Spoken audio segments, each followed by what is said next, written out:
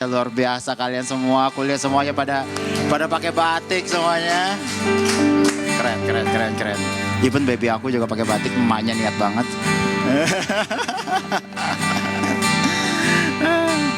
Oke, yuk sebelum kita mulai merayakan, aku mau ajak kita semuanya fokus. Kita mau dia masuk ke dalam hadirat Tuhan, yuk. Hari ini kita merayakan kemenangan dari Tuhan. Kita tahu Tuhan berikan kemenangan dalam diri kita masing-masing. Yes.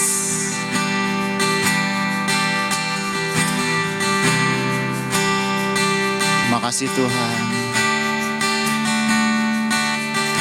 Terima kasih Tuhan. Tuhan berikan kami kesempatan untuk kami boleh melayani Tuhan di sini Tuhan. Untuk teman-teman juga boleh Tuhan ada di sini Tuhan, menikmati hadirat Tuhan bersama-sama juga Tuhan. Kami bisa Tuhan masuk dalam hadirat Tuhan ada di sini Tuhan. Tuhan berikan tempat, waktu Tuhan buat kami Tuhan. Bersyukur Tuhan. Kami mau Tuhan untuk memuji dan menyembah Engkau hari ini Tuhan dengan segenap hati kami Tuhan. Thank you Tuhan.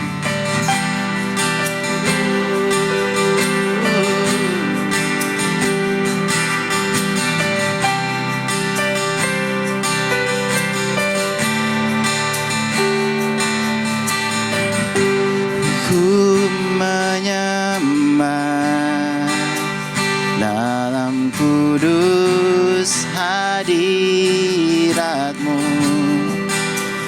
hampiri tata kasih karunia-Mu Bapa.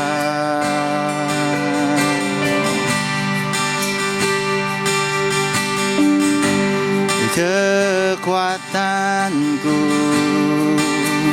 hanya dalam hadirat-Mu, oh Yesusku. Hanya Kaulah segalanya.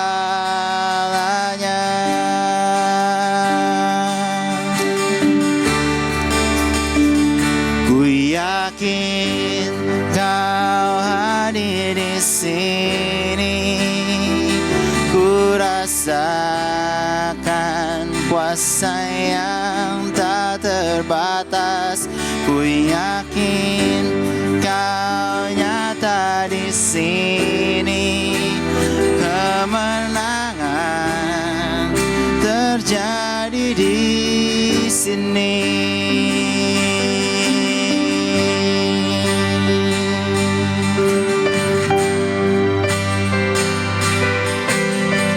Tuhan,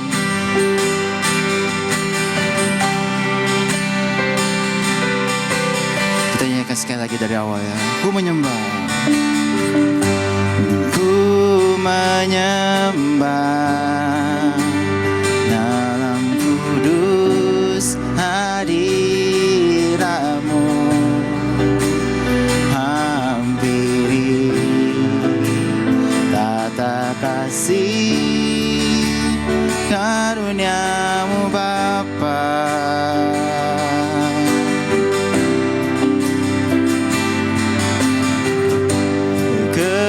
Kekuatanku hanya dalam hadirat-Mu, oh Yesusku. Hanya Kaulah segalanya.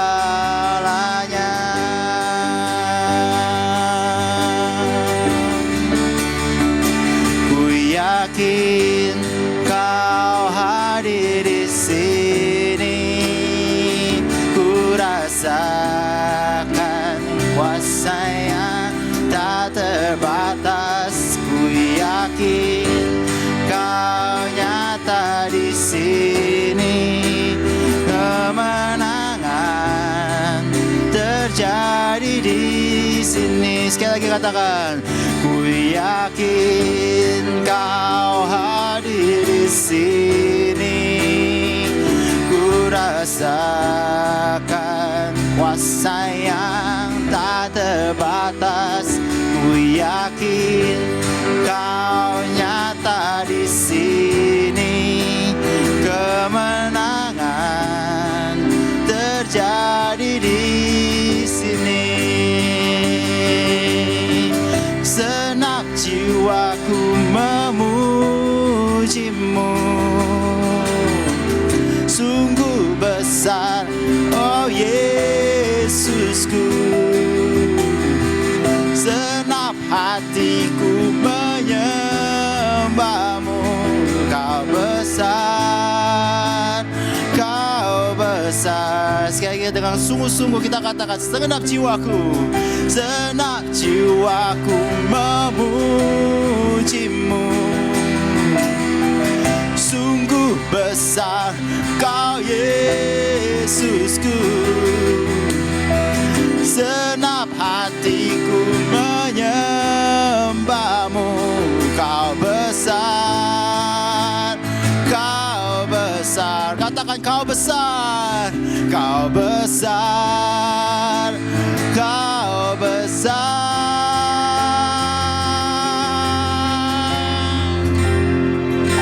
Ku yakin percaya Tuhan, kau hadir di sini Tuhan. Yes, tak terbatas, ku yakin kau nyata di sini. Kemenangan terjadi di sini. Sekali lagi katakan, ku yakin kau hadir di sini. Ku rasakan kuasa yang tak terbatas. Ku yakin kau nyata di sini. Kemenangan terjadi di sini. Katakan kesembuhan, kesembuhan terjadi di, ada kelepasan terjadi, kelepasan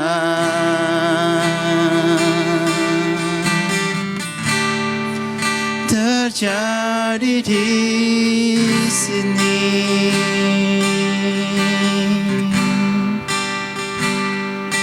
Terima kasih Tuhan untuk hadirat-Mu Tuhan. Terima kasih Tuhan. Hari ini Tuhan kami merayakan Tuhan kemerdekaan Tuhan yang Kau berikan Tuhan untuk Indonesia Tuhan. Tapi kami juga mau mengingat Tuhan kemerdekaan yang Kau berikan buat kami Tuhan. Kemenangan yang Kau berikan Tuhan, kesembuhan Tuhan, kelepasan Tuhan, sehingga kami merdeka Tuhan dari setiap dosa Tuhan yang kami lakukan Tuhan. Sehingga kami boleh Tuhan menikmati berkat Tuhan dan anugerah-Mu Tuhan. Masuk ke dalam hadirat-Mu Tuhan dengan mudahnya Tuhan. Kami hanya tinggal duduk diam Tuhan, berdoa Tuhan. Terima kasih Tuhan untuk kebaikan-Mu Tuhan. Kami bersyukur Tuhan, karena itu Tuhan kami hadir di sini Tuhan. Kami mau merayakan Tuhan segala sesuatu yang Kau sudah perbuat dalam hidup kami Tuhan. Terima kasih Tuhan. Kami mau memuji dan menyembah Engkau Tuhan, karena hanya Engkau yang layak Tuhan. Karena Kau sudah berbuat banyak Tuhan dalam kehidupan kami Tuhan. Yang kami bisa lakukan Tuhan, kami hanya bisa memuji Engkau Tuhan, menyembah Engkau Tuhan, meninggikan nama-Mu Tuhan. Thank you Tuhan, thank you Tuhan. Oke, mari teman-teman kita berdoa, doa yang sudah Tuhan Yesus ajarkan. Doa Bapa kami, sama-sama. Bapa kami yang di dalam surga, dikuduskanlah nama-Mu, datanglah kerajaan-Mu, jadilah kehendak-Mu di bumi seperti di surga. Berikanlah kami pada hari ini makanan kami yang secukupnya.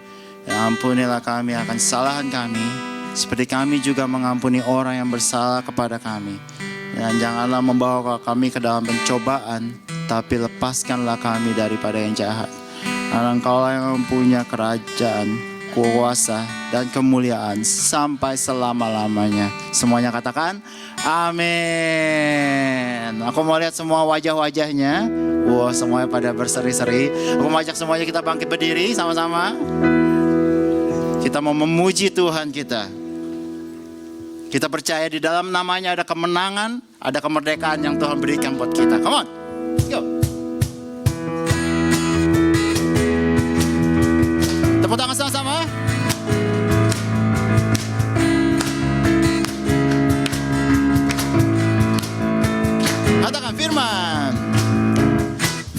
firman terangi jalanku.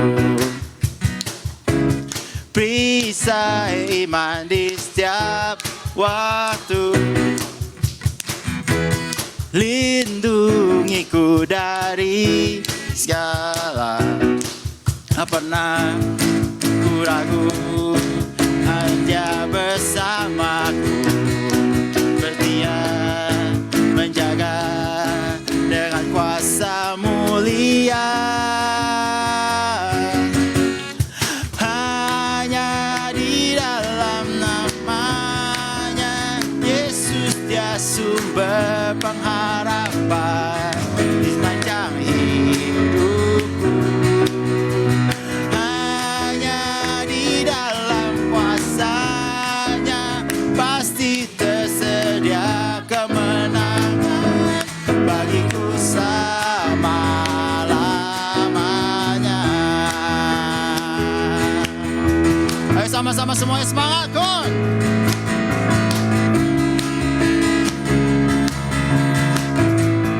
Katakan kebenaran.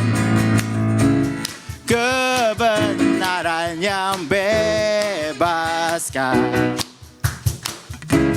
Selalu berikan ku kekuatan. Hadapi segala tantangan. Tak pernah ku ragu, Dia bersamaku. Setia menjaga dengan kuasa mulia.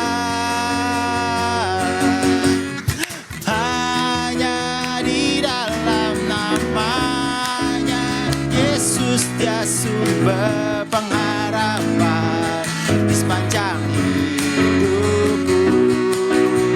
Hanya di dalam kuasa-Nya pasti tersedia kemenangan bagiku. Sekali lagi katakan hanya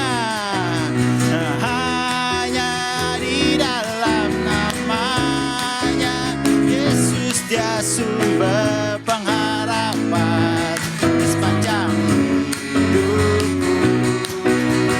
Hanya di dalam kuasa-Nya pasti tersedia kemenangan bagiku selama-lamanya.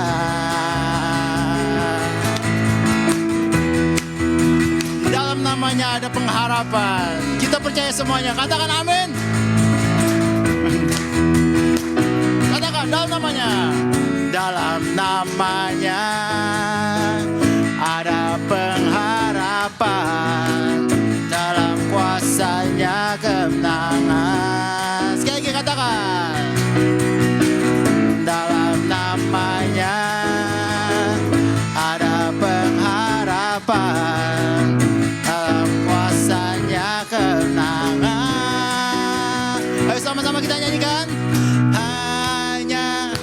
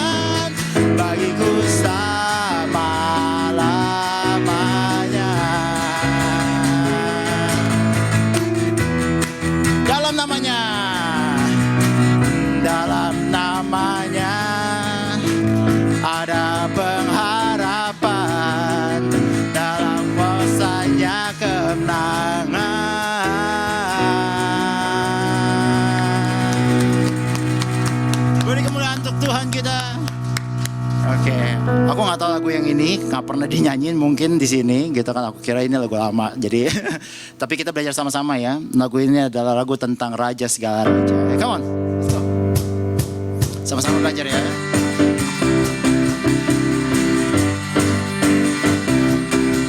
Asik.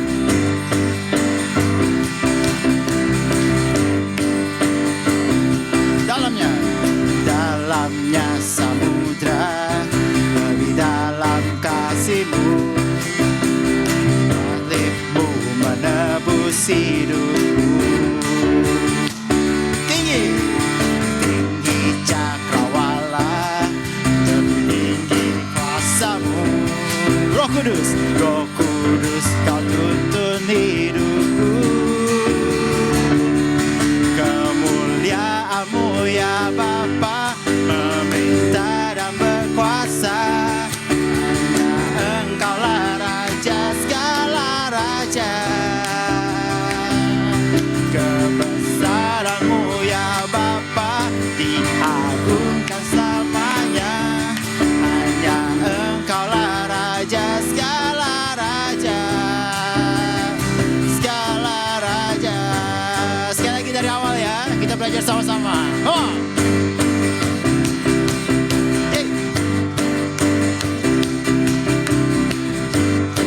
Dalamnya samudra, dalamnya samudra, lebih dalam kasih-Mu, salib-Mu menebus hidupku. Tinggi cakrawala, tinggi kasih-Mu, Roh Kudus Kau tuntun hidupku. Kemuliaan-Mu ya Bapa, memerintah dan berkuasa. Hanya Engkaulah Raja segala raja.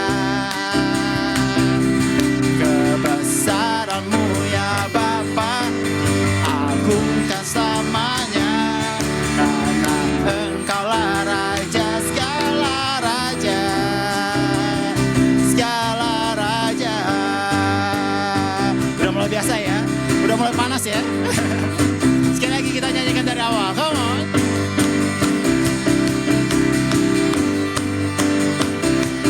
Dalamnya, dalamnya samudra, lebih dalam kasih-Mu, salib-Mu menebus hidupku.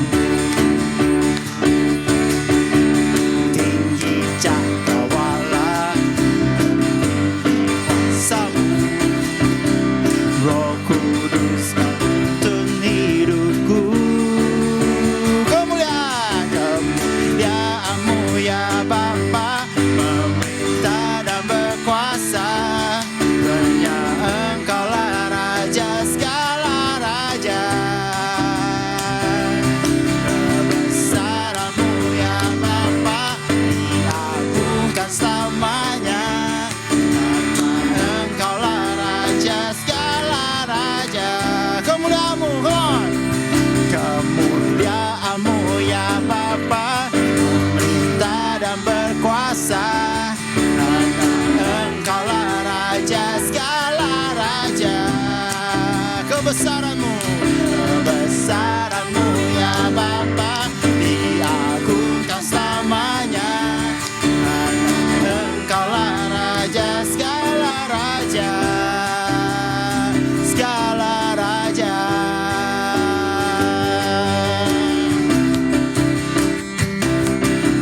Hanya Dia Raja. Kita sembah Dia sama-sama. Come on. Hanya Kau Raja atas segalanya. Hanya Kau Raja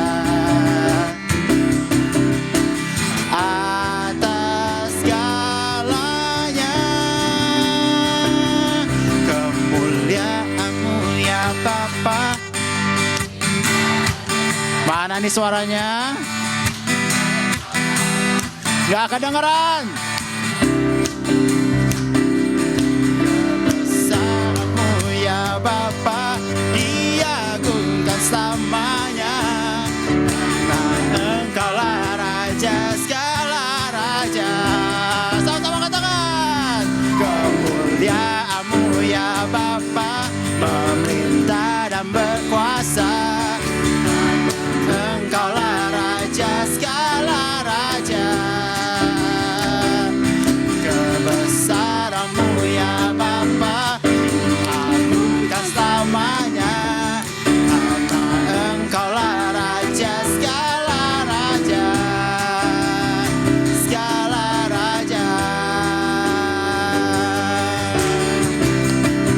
kita mau katakan hanya Kau Raja. Sama-sama katakan. Hanya Kau Raja atas segalanya. Hanya Kau Raja atas segalanya.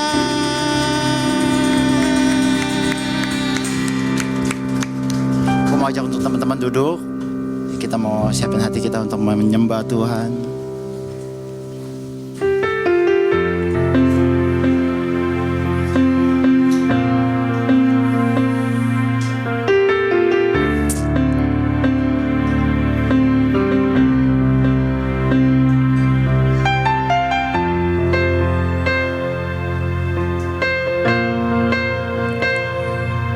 Terima kasih Tuhan. Terima kasih Tuhan. Kami di sini Tuhan, kami mencari Tuhan hadirat-Mu Tuhan. Kami mengejar hadir-Mu Tuhan di sini Tuhan. Kami mau dekat dengan Engkau Tuhan. Itu kerinduan kami Tuhan. Hari Tuhan Kau nyatakan pribadi-Mu hari ini Tuhan. Pribadi-Mu yang dahsyat itu Tuhan. Nyatakan Tuhan pada setiap dari kami Tuhan. Biar setiap dari kami Tuhan bisa merasakan hadirat-Mu Tuhan. Kuasa-Mu Tuhan. Firman-Mu berbicara Tuhan pada kami hari ini Tuhan. Terima kasih Tuhan. Yes, Lord.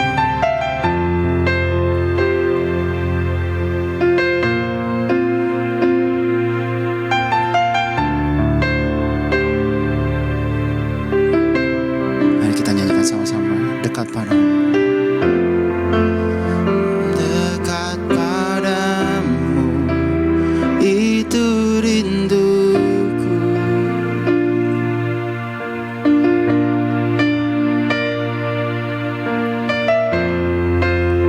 Setiap kataku, Kau pun menunggu.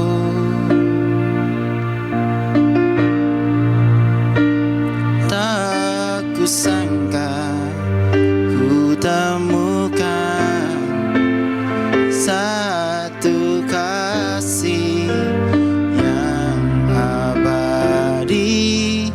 Kini ku datang dan ku bawa hidupku. Sekali lagi dari awal ya. Dekat padamu.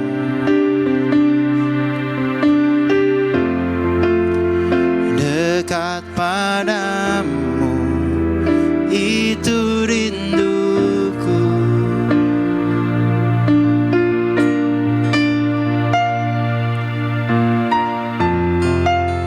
Setiap kataku, Kau pun menunggu.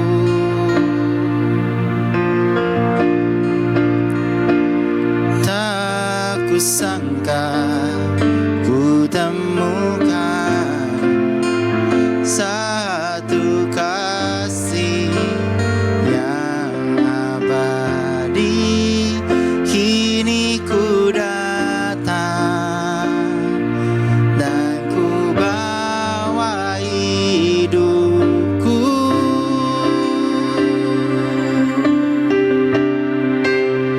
Memandang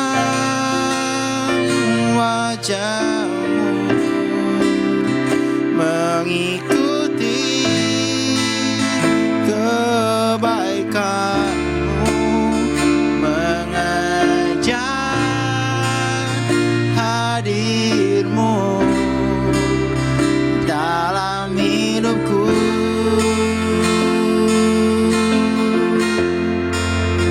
Membawa sembahku, menyatakan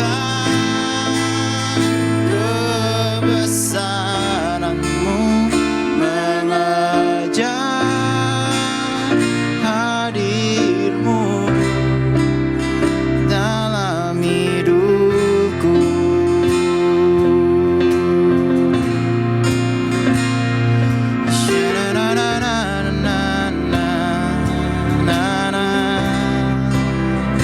dekat padamu, dekat padamu, itu rinduku. Yes, Lord. Setiap kataku kau pun menunggu,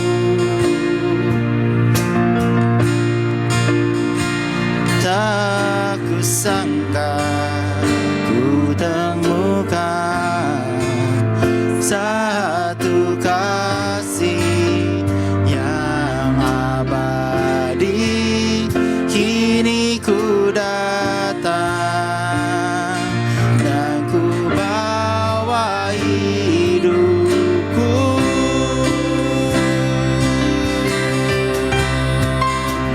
memandang wajahmu, mengikuti kebaikanmu, mengejar hadirmu dalam hidupku,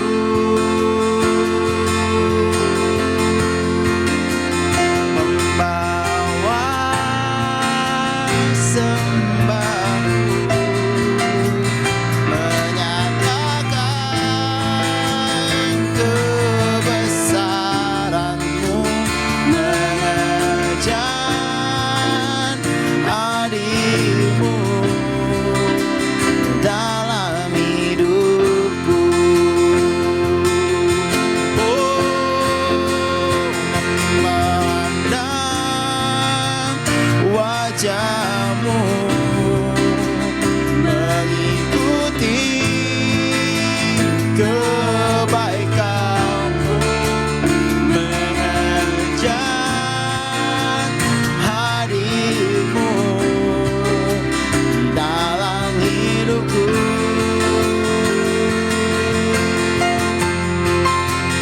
membawa sembahku, menyatakan kebesaranmu, mengejar hadirmu dalam hidupku. Oh, mari kita sembah Dia, mari kita sembah Dia. Oh, bersyukur Tuhan atas kebaikan-Mu Tuhan.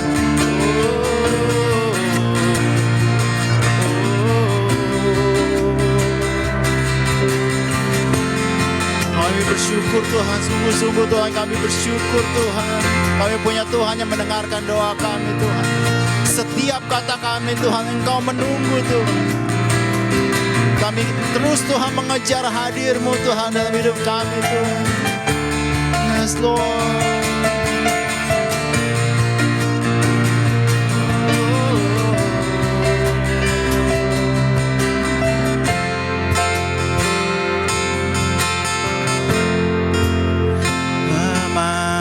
Memandang wajah-Mu,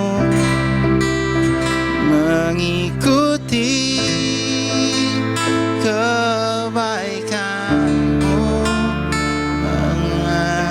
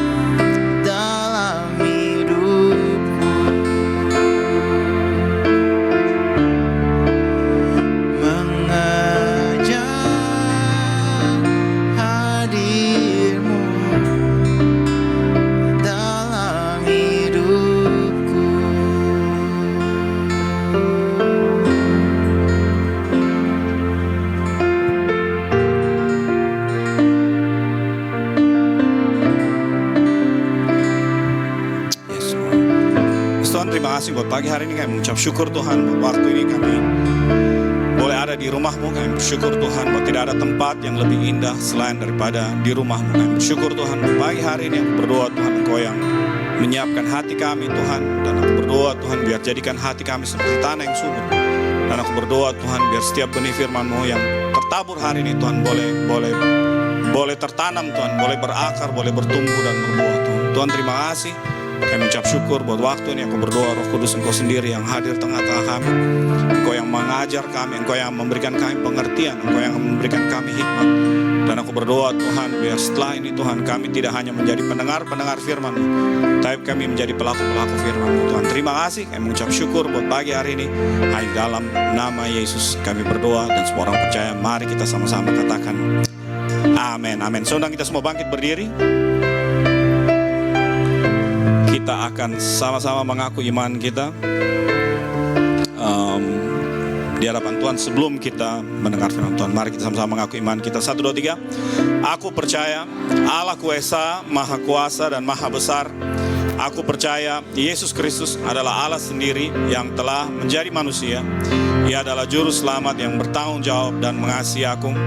Aku percaya Roh Kudus adalah Roh Allah sendiri yang senantiasa menyertai dan membimbing kehidupanku. Aku percaya Alkitab ini adalah firman Allah yang akan menjadikan hidupku kudus, berkemenangan, diberkati, penuh mujizat, dan selalu menjadi berkat. Amin. Berikan salam kepada kanan kiri. Katakan, saya senang duduk di samping Anda hari ini. Amin, amin.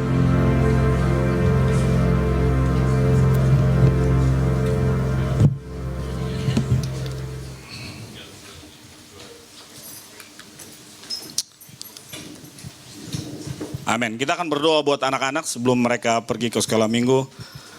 Mari kita sama-sama berdoa buat mereka. Tuhan, terima kasih buat waktu ini. Kami mengucap syukur buat Morgan dan buat Selin Tuhan. Aku berdoa Tuhan Engkau yang memberkati kehidupan mereka. Waktu mereka belajar Tuhan, waktu mereka bermain di sekolah minggu. Aku berdoa Tuhan Engkau yang memberkati mereka hari ini Tuhan. Terima kasih. Berdoa biar mereka bertumbuh dalam takut akan Engkau dan menjadi orang yang menjadi kesenangan buat orang tuanya. Terima kasih, kami mengucap syukur buat mereka. Dalam nama Yesus kami berdoa. Amin. Amin. Oke.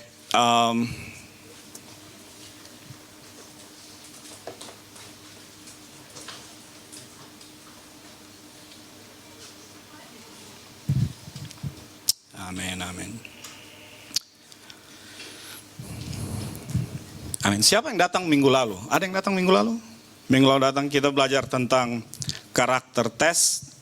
Karakter tes yang pertama. Hari ini kita akan belajar tentang karakter tes yang kedua. Nah, saya share minggu lalu ada 12 tes. Jadi kita udah bahas 3 minggu lalu dan minggu ini kita akan bahas 3 lagi. Namun sebelum kita masuk ke firman Tuhan, saya cerita seperti biasa. Ini inspirasi dari Koleo. Tapi ini ceritanya dari Papua. Jadi siapa yang dari Papua di tempat ini? Ada Julia. Sama siapa namanya? Saya lupa. Ana. Saya cari-cari cerita lucu gitu. Terus akhirnya saya ketemu. Kalau orang Papua dia bilang MOP. Saya nggak tahu MOP itu kepanjangan apa sih? Julia tahu nggak sih? MOP atau MOB? Menipu orang banyak, membohongi orang banyak. Oh, jadi sekarang saya tipu-tipu di depan nih kan. Jadi ini ada cerita dari Papua. Dia bilang ada 3 anak masih kecil, anak SD, mereka pergi sekolah. Di sekolah mereka belajar mata pelajaran IPA. Jadi dijelaskan bagaimana planet-planet. Ada planet apa sih? Ada Merkurius, ada Bumi, ada Mars, ada Venus dan segala macam gitu ya. Tapi ada satu anak nih nama Yanto, dia tidur gitu. Dia tidak dengar gurunya ngajar. Terus setelah mereka pulang sekolah malam-malam, mereka 3 ini main-main di luar. Terus lagi bulan purnama. Jadi yang satu anak nih dia bilang gini, aduh saya besar ini, saya punya cita-cita, saya mau jadi astronot, saya mau pergi ke bulan yang itu tuh, dia bilang itu. Saya mau pergi ke bulan yang situ tuh, dia bilang itu. Terus satu anak bilang, kalau sekarang saya dengar berita tuh orang tidak ke bulan lagi, sekarang orang pergi ke planet Mars, dia bilang. Sekarang nanti saya besar saya mau ke planet Mars saja. Terus Yanto kan dia bingung kan, waktu sekolah dia tidur kan, dia tidak dengar yang gurunya ngajar. Dia bilang, kok ke bulan, kok ke Mars, kalau saya mau ke matahari saja. Terus ini dua anak bilang gini, hah? Kok mau ke matahari? Kan panas, nanti kok terbakar di sana. Dia bilang, tidak, yang panas tuh cuma siang-siang saja, saya kan pergi malam-malam tuh ke sana. Oke, itu aja. Kita akan masuk ke firman Tuhan, amin. Jadi kita akan masuk di sini, dia bilang karakter tes yang kedua. Nah, ini seperti minggu lalu,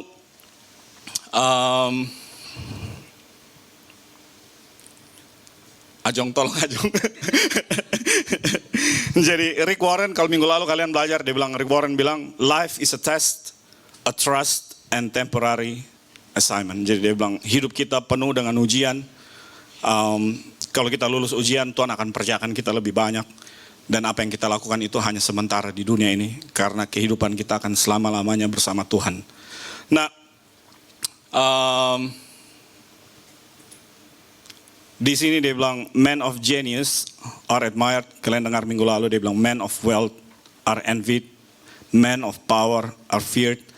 But only men of character are loved, respected, and trusted. Jadi kalau saudara mau menjadi orang yang dikasihi, yang dihormati, dan orang yang dipercaya, saudara harus menjadi man and woman of character.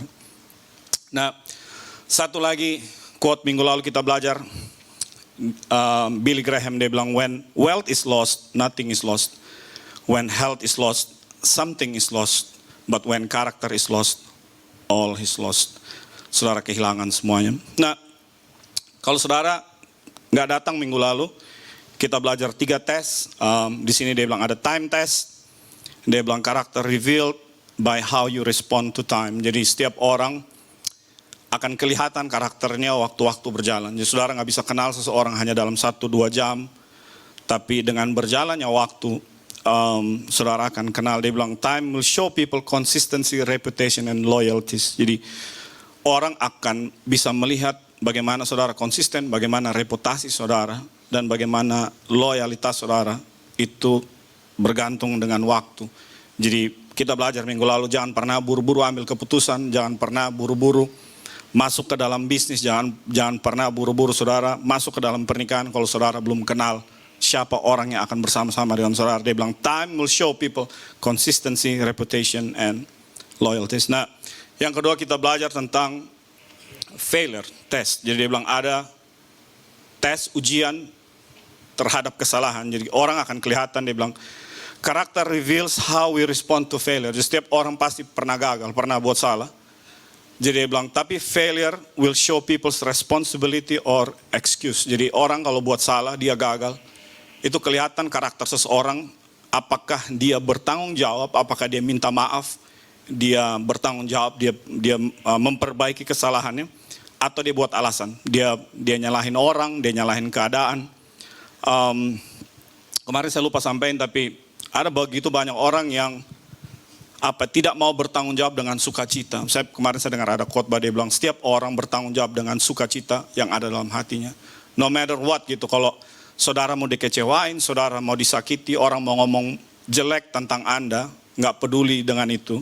Tapi sukacita dalam hidup saudara itu tanggung jawab saudara. Ada orang yang selalu berharap cowoknya menyenangkan dia, supaya dia hatinya terus sukacita. No, dia bilang kita punya tanggung jawab untuk menjaga sukacita dalam hati kita. Amin. Atau cowok begitu juga, dia mengharapkan ceweknya bikin nyenangin hatinya dia. Nggak bisa kayak gitu.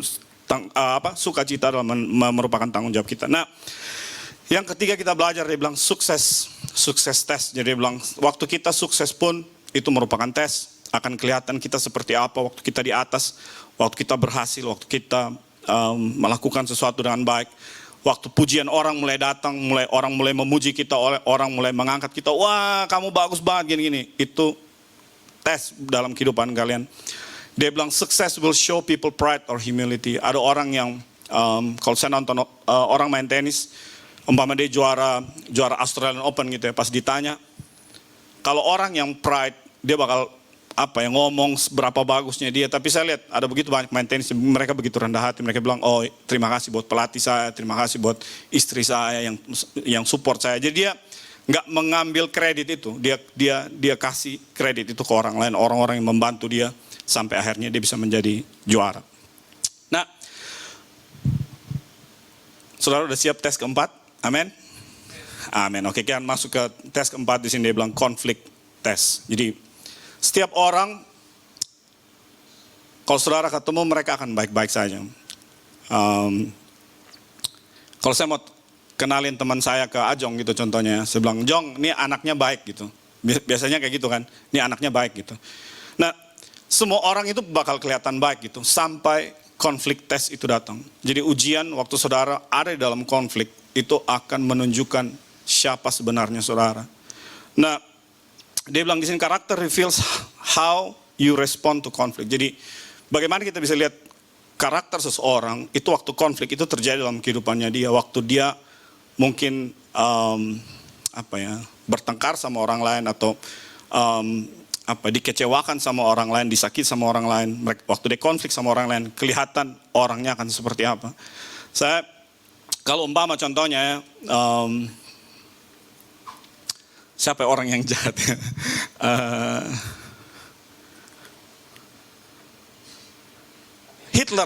Hitler kalau dia lagi ngejar cewek dia bakal baik banget gitu. Sekalipun dia karakternya kayak gitu. Setiap orang kalau ada maunya pasti baik banget. Tapi bagaimana orang itu kelihatan aslinya waktu dia ada dalam konflik. Dia bilang conflict will show people patience or patience. Di sini aku lupa tambah, tapi dia bilang patience and forgiveness. Jadi orang yang sabar dan dia mengampuni, atau dia orang yang suka marah-marah, dia jadi kasar dan dia jadi pahit. Jadi orang akan kelihatan siapa aslinya waktu dia di dalam konflik. Nah, di Amsal 19 ayat 11, di sini dia bilang akal budi membuat seorang panjang sabar dan orang itu dipuji karena memaafkan pelanggaran. Bahasa Inggrisnya bagus banget, dia bilang a person of wisdom yield patience. Jadi dia bilang kalau saudara punya hikmat, orang yang berhikmat, saudara akan sabar gitu sama setiap orang. Dan dia bilang it is one's glory to overlook offense. Jadi orang yang dipuji karena dia nggak terlalu, kalau orang ngomong sesuatu yang menyakitkan dia overlook gitu, dia nggak taruh di hati gitu, jadi sakit hati gitu ya. Ya udahlah gitu. Jadi dia bilang orang yang penuh dengan wisdom itu orang yang sabar terhadap orang lain. Waktu ada konflik dia orang yang sabar. Kalau saudara lihat cek seseorang, teman-teman saudara, perhatikan mereka waktu mereka ada di konflik. Apakah mereka menjadi orang yang sabar, mereka mau mengampuni, mau memaafkan, atau mereka malah marah, ngomongnya udah mulai kasar, dan terus sakit hati gitu. Ada orang yang sakit hati, biasanya dia nggak cuma sakit hati sendiri, dia cerita ke orang lain, nanti orang lain itu juga sakit hati, dia cerita lagi ke orang lain, orang itu sakit hati lagi, dia cerita ke orang lain, jadi seperti kanker gitu, dia nyebar. Jadi saudara bakal ngelihat seseorang siapa dia sebenarnya, atau siapa saudara, cek hati saudara. Bagaimana waktu saudara ada di dalam konflik, waktu saudara lagi nggak suka sama orang, bagaimana respon saudara terhadap konflik itu menentukan siapa saudara. Nah, di 2 Samuel 14 ayat 27, mari kita baca sama-sama. Ini panjang, saya nggak mau baca sendiri, mari kita baca sama-sama. 1, 2, 3. Di seluruh Israel tidak ada yang begitu banyak dipuji kecantikannya seperti Absalom. Dari telapak kakinya sampai ujung kepalanya tidak ada cacat padanya. Apabila ia mencukur rambutnya, pada tiap-tiap tahun ia mencukurnya karena menjadi terlalu berat baginya, maka ditimbang rambutnya itu 200 shikal beratnya, menurut batu timbangan raja. Bagi Absalom lahir 3 orang anak laki-laki dan seorang anak perempuan yang bernama Tamar. Ia seorang perempuan yang cantik. Apa hubungannya ini sama konflik? Jadi kalau saudara baca ceritanya, ada di sini, kalau saudara baca ada anak perempuannya Absalom itu namanya Tamar. Nah, Tamar itu sebenarnya nama dari adik perempuannya. Jadi kalau saudara baca cerita sebelumnya, ada adiknya Absalom, itu namanya Tamar. Nah, Daud, dia punya anak pertama namanya Amnon. Nah, Amnon ini dia jatuh cinta sama Tamar, dan akhirnya temannya bisik-bisik nama dia, ya udah kalau memang kamu cinta sama dia, kamu perkosa dia aja. Jadi akhirnya dia ngomong sama Daud, papanya, dia bilang boleh nggak, dia belaga sakit gitu ya. Terus dia bilang boleh nggak Tamar datang kasih makan saya di kamar gitu. Jadi waktu dia di kamar, Tamar ini datang mau kasih makan, dia tarik si Tamar, dia perkosa Tamar. Tamar pulang, dia diam-diam gitu, dia nangis. Terus Absalom ini tanya, kamu kenapa gitu? Absalom itu curiga. Jadi akhirnya ketahuan bahwa Amnon itu memperkosa adiknya. Jadi Daud tuh punya istri banyak. Amnon itu dari istri yang lain, dan Absalom ini dari istri yang lain. Nah, dia punya adik perempuan namanya Tamar. Nah, akhirnya berapa tahun kemudian si Absalom ini yang ganteng, cantik, nggak ada duanya di Israel, dia simpan. Dia marah, tapi dia simpan. Dia simpan, dia diam-diam, dia nggak menunjukkan bahwa dia marah. Dia simpan dalam hatinya dia. 2 tahun setelah itu dia susun semua rencana. Dia buat pesta, dia undang semua anak-anak raja. Dia kasih minum mabuk, dan dia suruh hambanya bunuh Amnon. Jadi akhirnya dia bunuh Amnon. Dan setelah itu dia dendam sama Daud, karena waktu Amnon memperkosa adiknya, Daud tuh nggak ngapa-ngapain, Daud tuh diem-diem aja. Jadi akhirnya dia berusaha mempengaruhi seluruh bangsa Israel supaya mengikuti dia, dan dia mau geser Daud. Jadi akhirnya Daud keluar dari kerajaannya, lari, karena Absalom ini udah begitu kuat gitu. Karena dia begitu dendam, sampai pada akhirnya waktu dia punya anak, dia kasih nama Tamar. Jadi supaya dia tuh nggak pernah lupa, dia nggak pernah memaafkan, dia nggak pernah mengampuni. Sewaktu saya baca tentang ini, dia punya kemarahan, dia punya dendam, waktu konflik dia punya sesuatu yang disimpan terus. Sampai pada akhirnya dia namain anaknya Tamar, supaya dia ingat. Nah, firman Tuhan di sini dia bilang, janganlah membalas kejahatan dengan kejahatan, lakukan apa yang baik bagi semua orang. Sedapat-dapatnya kalau kau bergantung kepadamu, hiduplah dalam perdamaian dengan semua orang.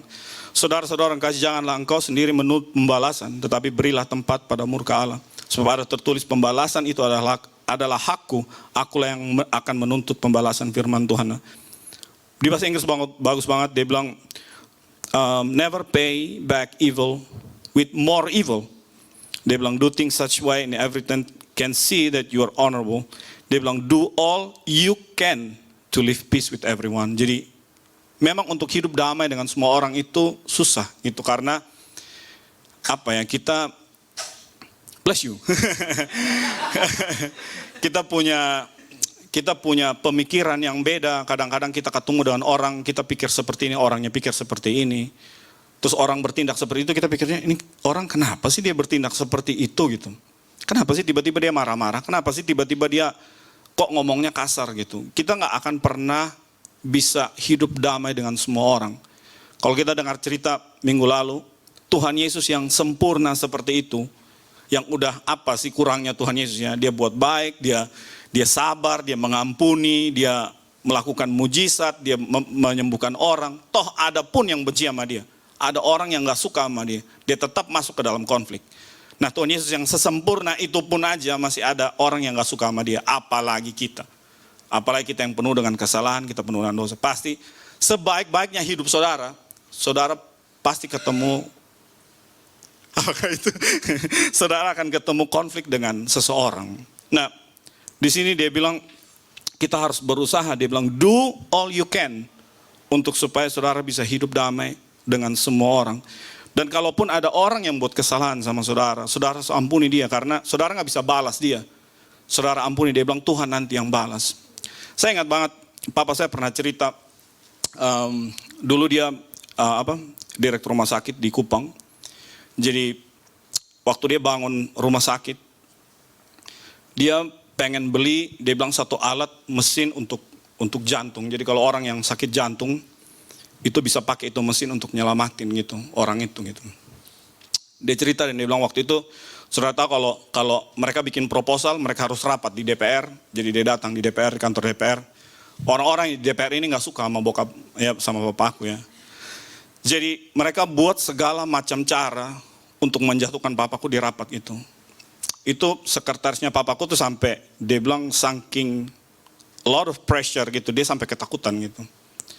Jadi akhirnya papaku bilang gini, ya terserahlah bapak ibu kalau umpama bapak ibu tidak setuju, ya udah gitu.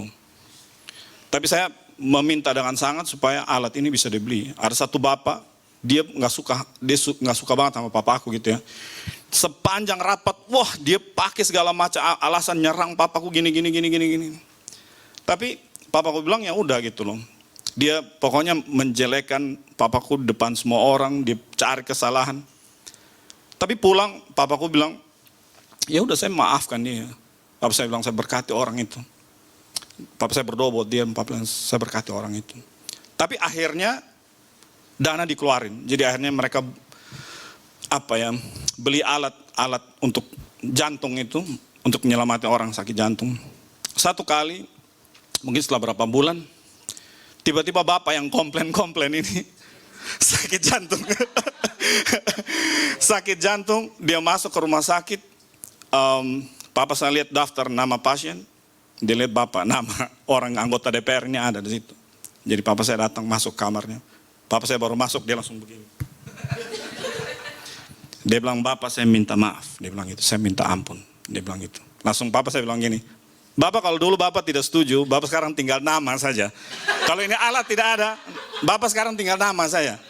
Dia bilang, iya bapak saya minta maaf. Tapi setelah itu, orang ini gak pernah lagi. Jadi di rapat, papaku tiap kali datang DPR, dia yang berdiri, dia bela papa saya. Jadi, apa yang saya belajar? Jangan pernah kita balas sesuatu. Kalau orang buat kejahatan jangan pikir, kalau konflik jangan pikir gimana saya bisa balas dia. Gimana saya bisa pay back gitu, biar impas. Dia bilang berikanlah pembalasan itu di tangan Tuhan. Tuhan pasti balas. Kalau orang melakukan sesuatu yang jahat kepada kita, Tuhan pasti balas. Hanya kita tuh nggak lihat kadang-kadang. Bersyukur kalau umpama seperti papa saya, dia bisa ngelihat pembalasan Tuhan gitu ya. Di depan matanya dia, dan dia pulang tuh dia ketawa gitu. Dia bilang, gue senang banget itu hari ini gitu. Gue bisa lihat waktu gue memaafkan dia, gue mengampuni, gue memberkati hidupnya dia. Tuhan datang, Tuhan balas dengan caranya Tuhan. Jadi apa yang saya belajar? Dia bilang seperti Amnon, seperti Absalom, pada akhirnya dia mati. Waktu dia kejar Daud, rambut panjang yang digunting itu kesangkut di pohon, terus orang bunuh dia. Orang tikam dia mati dia. Dia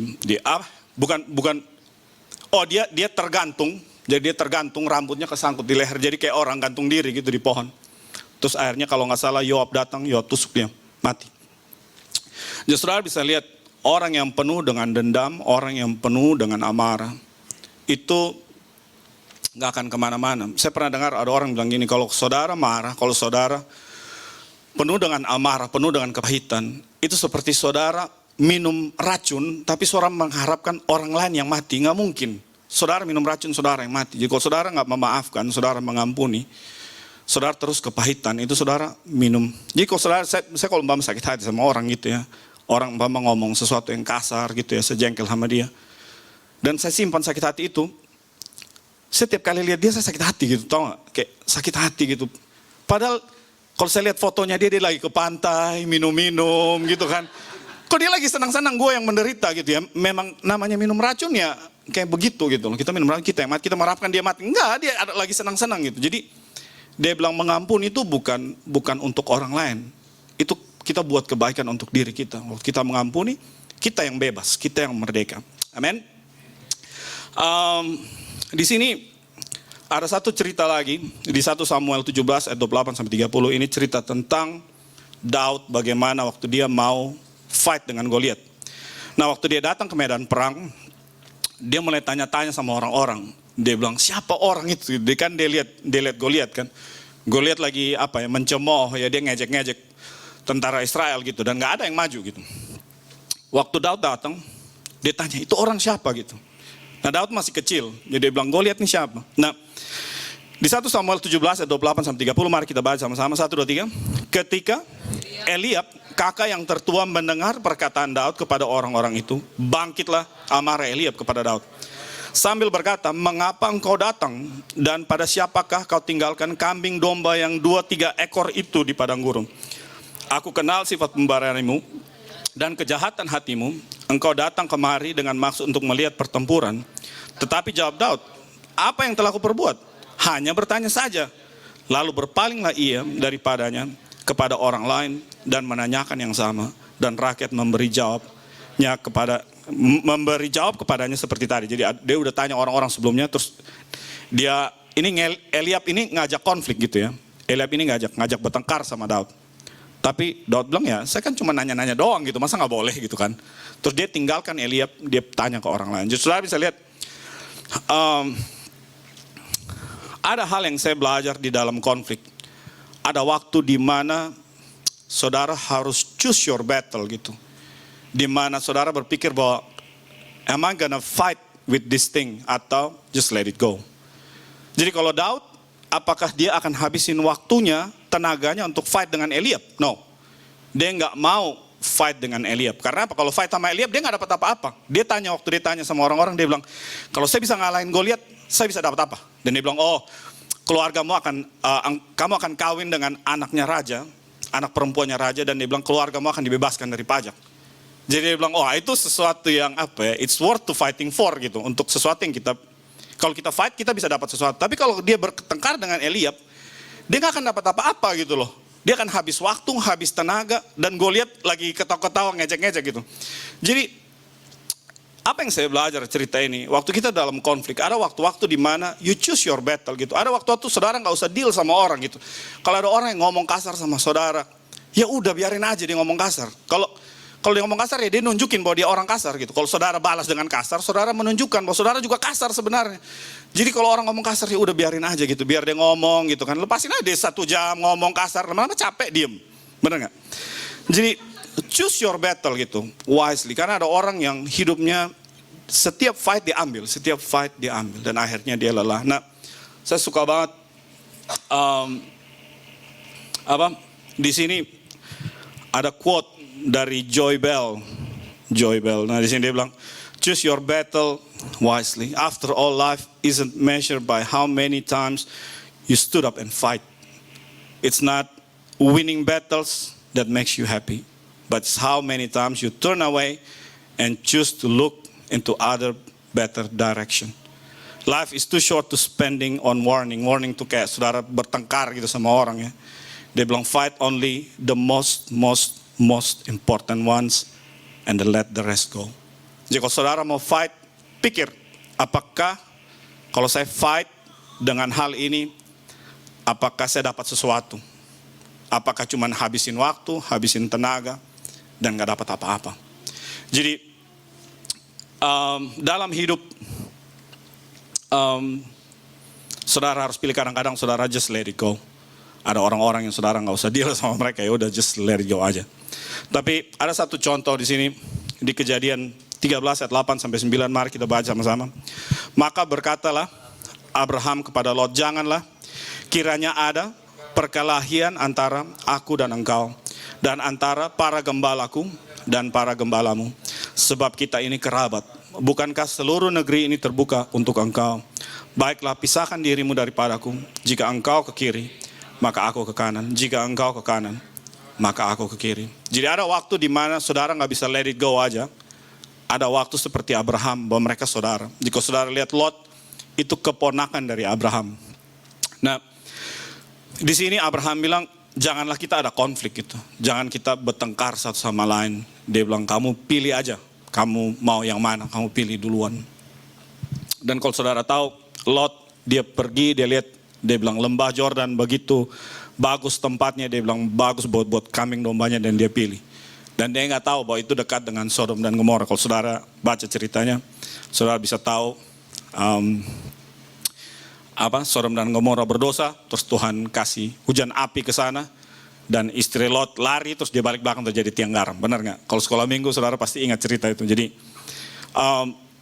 apa yang saya belajar dari Abraham? Dia bilang Abraham is the man of character. Karena apa? Karena dia nggak mau fight. Dia selalu jaga damai sejahtera dengan kaum keluarganya. Nah, jadi sini dia bilang, nah kalau saya jadi Abraham kan dia yang tua ya. Lot ini kan keponakannya. Jadi harusnya apa ya?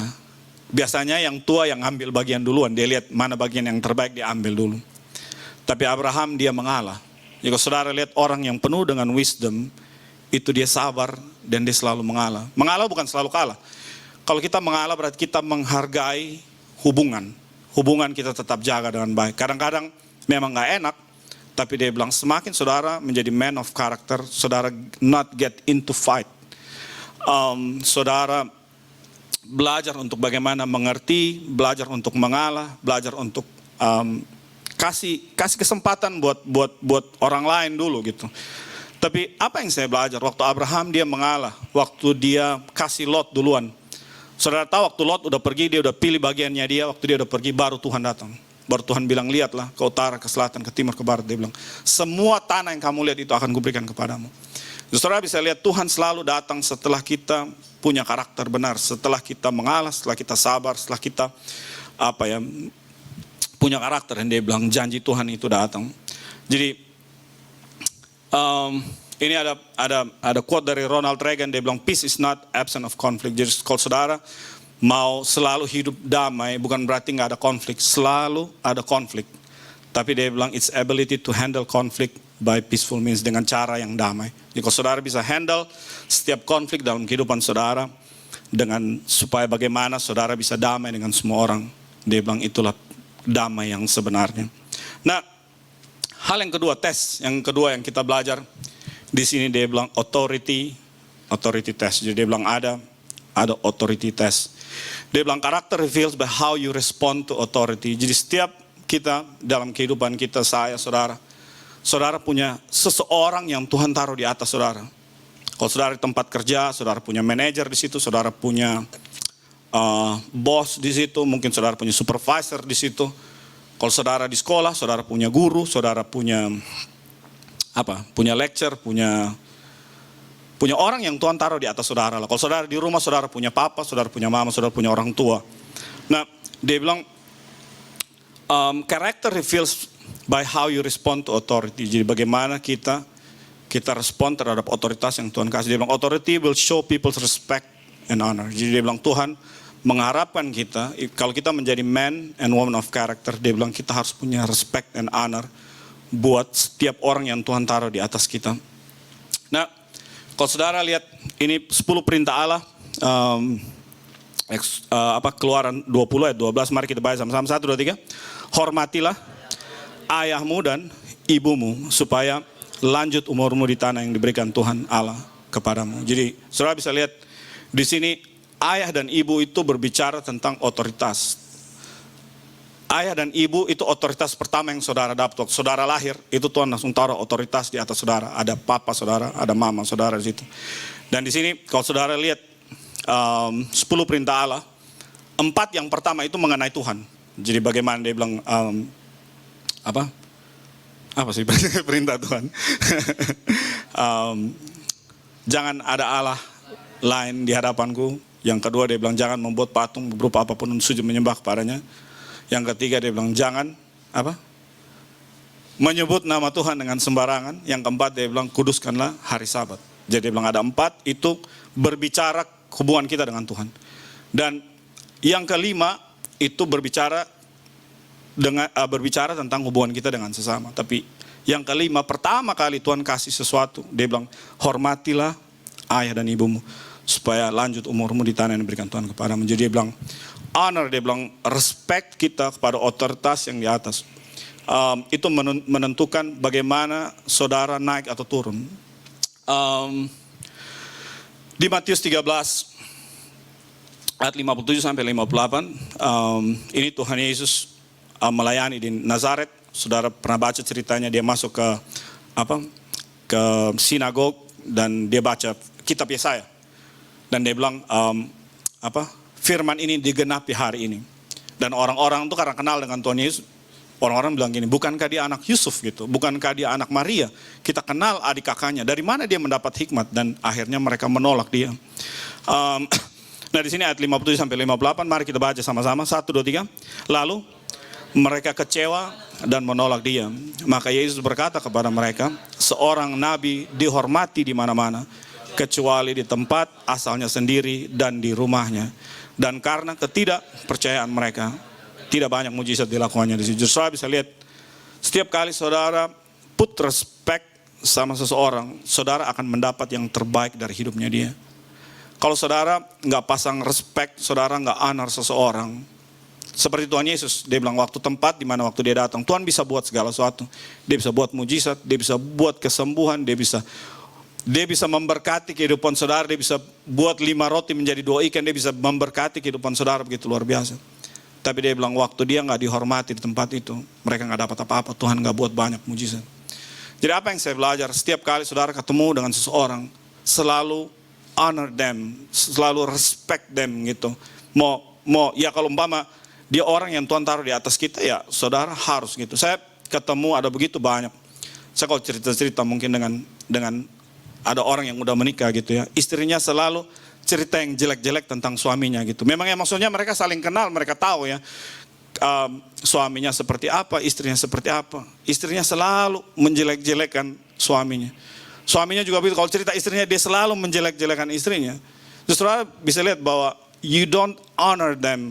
Kalau saudara nggak menghormati istri saudara atau suami saudara, dia bilang saling menghormati. Memang ada di firman Tuhan, dia bilang, hai istri-istri hormatilah suamimu, hai suami-suami kasihilah istrimu. Tapi ada firman Tuhan, dia bilang suami istri harus saling menghormati. Jadi sini dia bilang kita harus belajar untuk respect, untuk honor mau suami kita, istri kita, terutama istri-istri. Kenapa? Karena dia bilang suami itu Tuhan pasang sebagai otoritas dalam rumah tangga.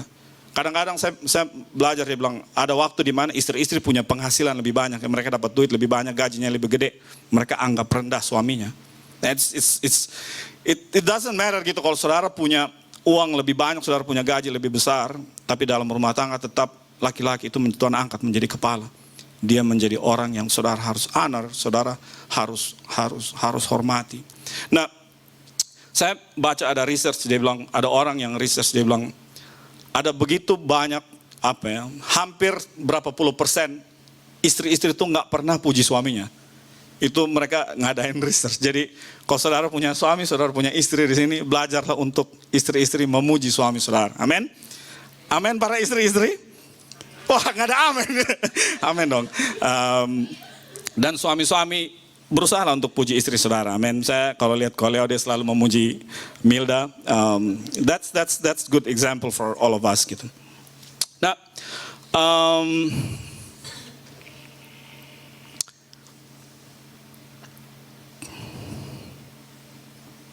di sini kita belajar satu contoh lagi dari 1 Samuel 24 ayat 5 sampai 7. Saya udah pernah cerita ini.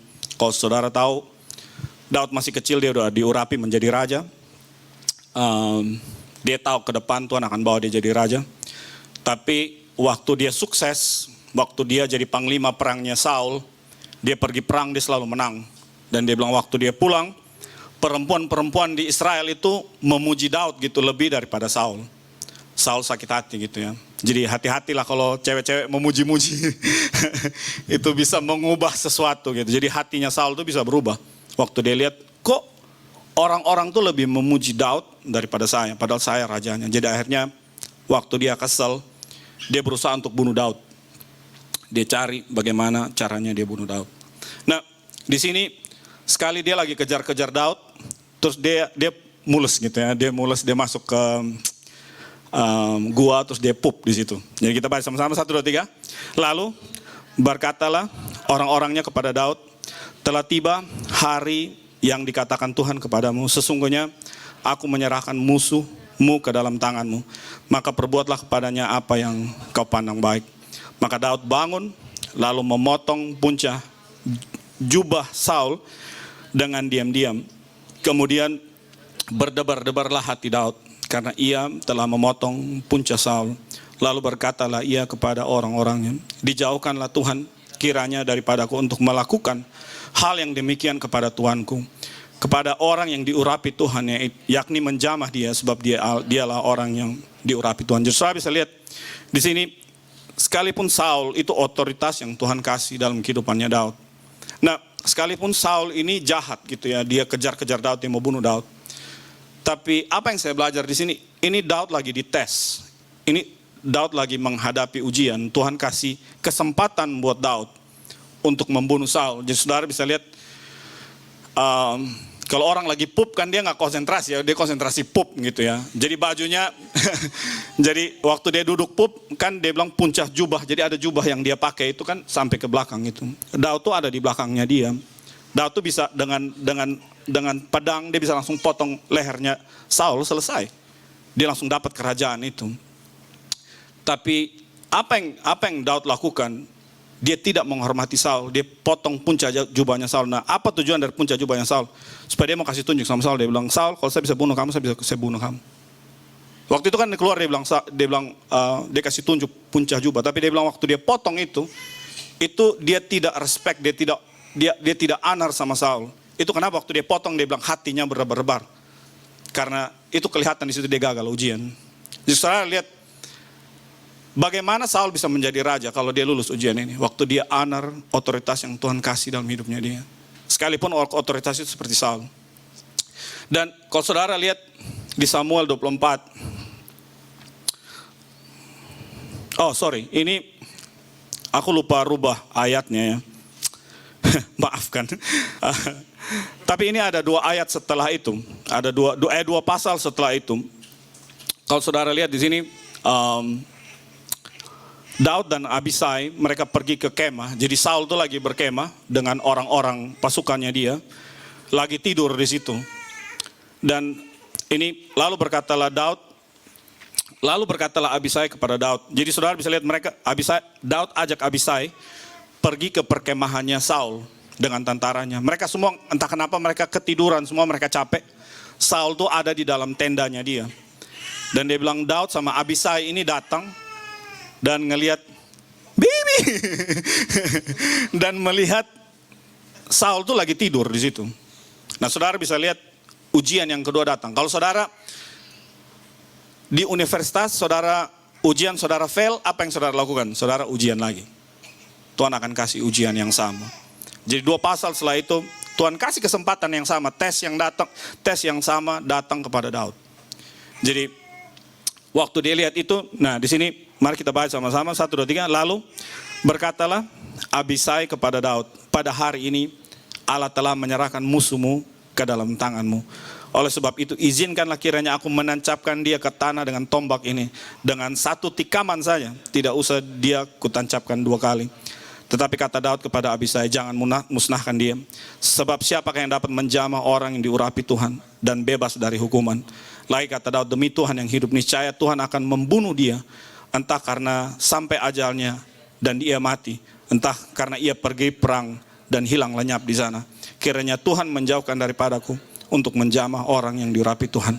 Ambillah sekarang tombak yang ada di sebelah kepalanya dan kendi itu, dan marilah kita pergi. Jadi dia bilang dia tidak sentuh Saul, dia menghormati Saul dan dia bilang jangan sentuh apa-apa, jangan buat sama dia, biar Tuhan yang bekerja. Kalau memang Tuhan mau angkat saya jadi raja, biar tangan Tuhan yang angkat saya jadi raja. Bukan dengan saya punya kekuatan, bukan dengan saya punya kemampuan. Jadi akhirnya dia tinggalkan. Nah, pada waktu ini dia lulus ujian. Kalau saudara baca, ini mungkin di sekitar ayat 26, 27, dan ayat yang terakhir mungkin sekitar ayat 30-31, Saul mati di situ. Dia pergi ke perang, Tuhan, dia mati di situ. Dan setelah itu Daud jadi raja. Waktu saya baca cerita ini, saya tanya sama Tuhan, saya bilang, Tuhan kenapa waktu Daud jadi raja nggak Tuhan angkat aja dia jadi raja? Why so hard gitu? Kenapa dia harus dikejar-kejar? Karena satu hal ini, saudara harus lulus ujian. Apa yang saya belajar bahwa Daud harus lulus ujian. Bagaimana dia honor dan respect otoritasnya, sekalipun otoritasnya seperti itu. Jadi dia bilang di saat dia lulus ujian, Tuhan langsung angkat dia jadi raja. Nggak lama setelah itu Tuhan langsung angkat dia jadi raja. Jadi apa yang saya belajar?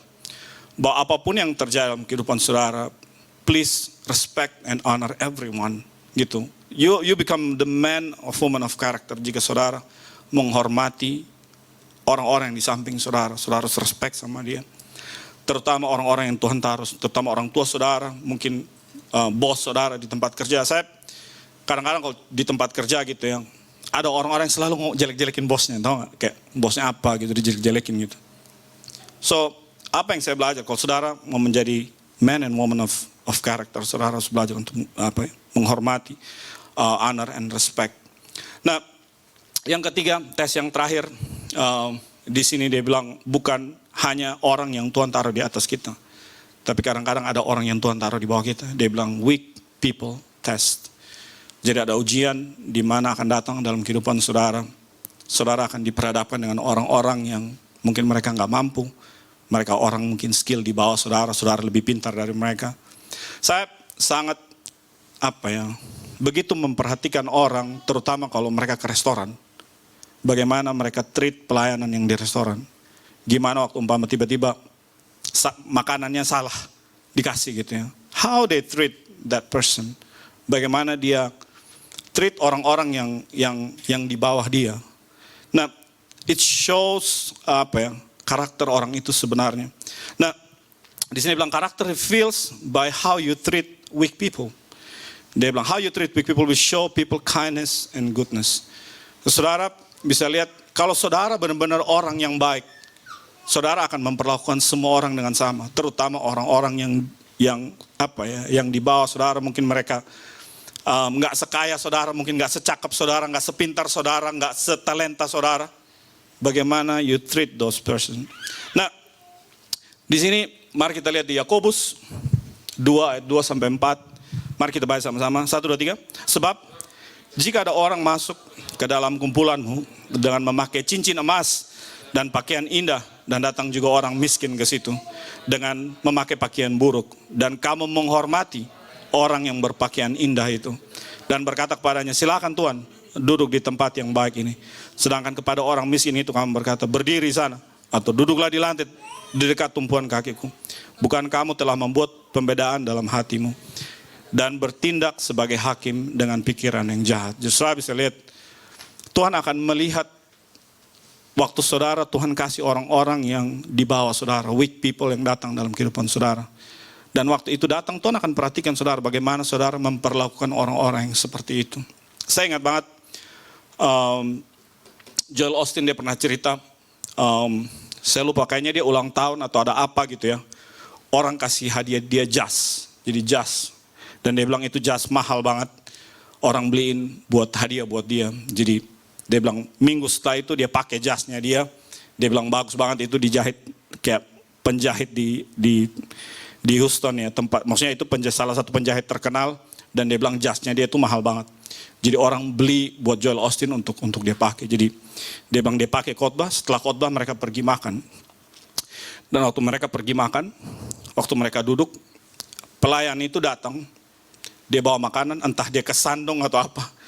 Makanan sama minumannya tumpah di jas yang baru itu, tumpah semua. Manajernya begitu marah, karena dia tahu ini Joel Osteen. Dia panggil pelayannya, dia langsung panggil, dia marah-marah di belakang gitu. Tapi Joel Osteen, maksudnya dia ngelihat orang-orang yang tahu bahwa ini jas ini mahal, mereka semua lihat kayak, what gitu, kayak semua tumpah gitu.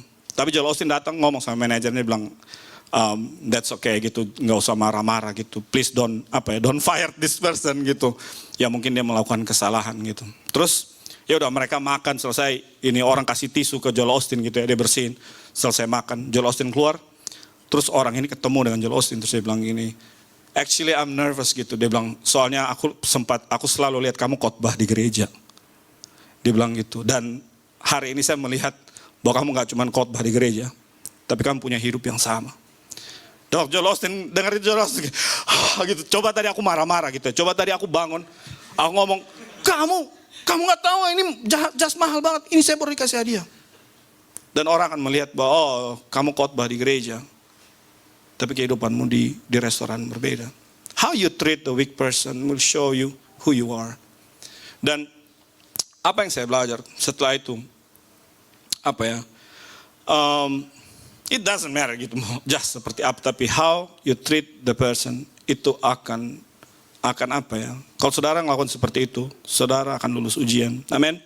Nah, ini ayat yang terakhir. Oh, 2 yang terakhir, sorry. Mari kita baca sama-sama, 1, 2, 3. Maka orang-orang benar itu akan menjawab dia, katanya, Tuhan, bila manakah kami melihat engkau lapar, dan kami memberi engkau makan, atau haus, dan memberi engkau minum. Bila manakah kami melihat engkau orang asing, dan kami memberi engkau tumpangan, atau telanjang, dan kami memberi engkau pakaian. Bila manakah kami melihat engkau sakit, atau dalam penjara, dan kami mengunjungi engkau. Justru bisa lihat ini penghakiman, ini Tuhan cerita tentang penghakiman terakhir. Dan waktu semua orang datang, Tuhan akan pisahkan. Dia bilang mana yang kambing, mana yang domba, saya nggak tahu, pokoknya itu di Alkitab katakan. Dan Tuhan akan bilang seperti ini, dan dia bilang, waktu aku lapar, engkau datang dan memberi aku makan. Waktu aku haus, engkau memberikan minum.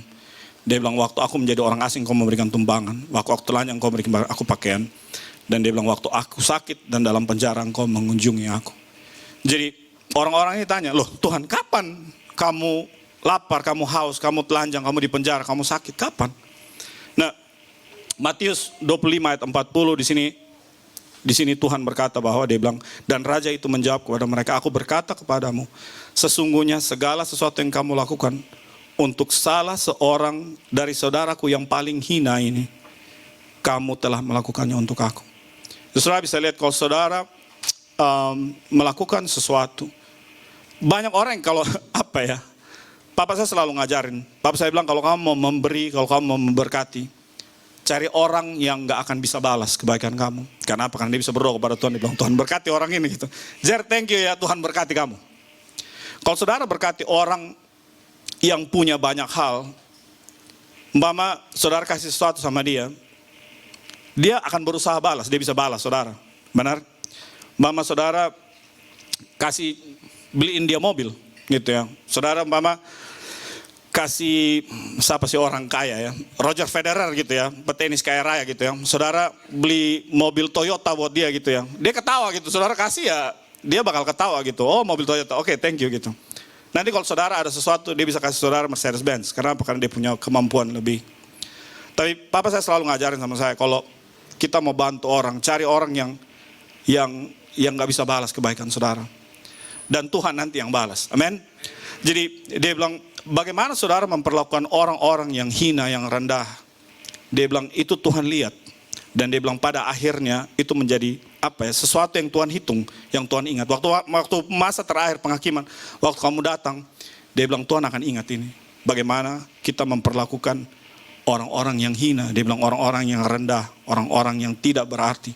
Saya belajar dari Tuhan Yesus gak pernah dalam hidupnya, dia selalu cari Sakeus, tau gak? Sakeus itu orang yang dibenci. Dia pemungut cukai, memang dia buat banyak. Tapi orang Israel semua benci dia. Tapi dia bilang, Tuhan Yesus justru datang ke rumahnya makan sama dia. Waktu orang yang sakit kusta gitu ya. Ada 10 orang yang sakit kusta ya. Sakit kusta dulu kan gak bisa tinggal di dalam ini ya. Mereka disuruh di luar kota gitu ya. Tinggal sendirian gitu, isolasi di luar sana. Karena mereka gak mau terjangkit sama kusta gitu. Tapi Tuhan Yesus datang sama mereka. Saudara bisa lihat dalam kehidupannya Tuhan Yesus selalu apa ya, cari orang-orang yang hina, yang rendah, dan dia perlakukan mereka dengan baik. Jadi mungkin itu saja, ini ayat terakhir, Galatia 5 ayat 13, karena ini hari kemerdekaan. Mari kita sama-sama membaca ayat ini. 1, 2, 3. Saudara-saudara, memang kamu telah dipanggil untuk merdeka.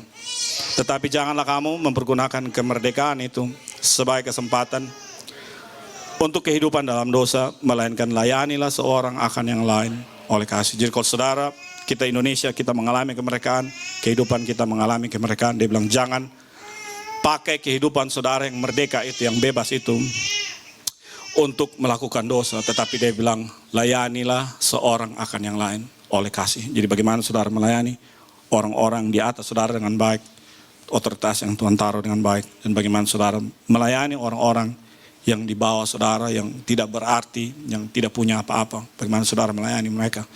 Dan saya percaya kalau saudara melakukan ini, saudara akan bertumbuh di dalam karakternya Tuhan. Amin.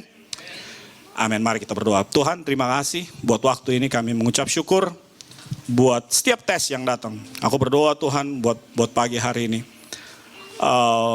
Biar kami mulai peka dengan setiap tes yang datang. Dan aku berdoa Tuhan buat kami semua, biar waktu tes itu datang, kami boleh berhasil, kami boleh melakukannya dengan baik, dan kami lulus ujian, dan kami mulai melihat bagaimana Tuhan mempromosikan kehidupan kami. Tuhan mulai mengangkat kami ke atas.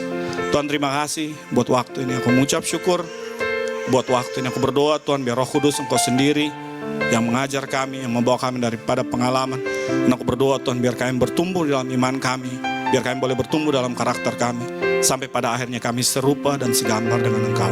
Terima kasih Tuhan, aku mengucap syukur buat waktu ini. Hanya di dalam nama Yesus kami berdoa, dan semua orang percaya. Mari kita sama-sama katakan amin, amin. Saya persilahkan Bapak. Terima kasih Pastor Jeremy. Shalom saudara-saudara. Izinkan saya juga untuk mengucapkan selamat datang bagi Anda yang baru pertama kali hadir mungkin di Glow Fellowship Center. Mungkin boleh beri tepuk tangan. Dan juga bagi Anda yang baru, bagi Anda yang menonton secara online, kami tidak sabar untuk menunggu Anda untuk bertemu di sini langsung juga ya saudara-saudara. Saudara-saudara masih ingat kita merayakan apa hari ini? 17-an. Tapi hari ini tanggal?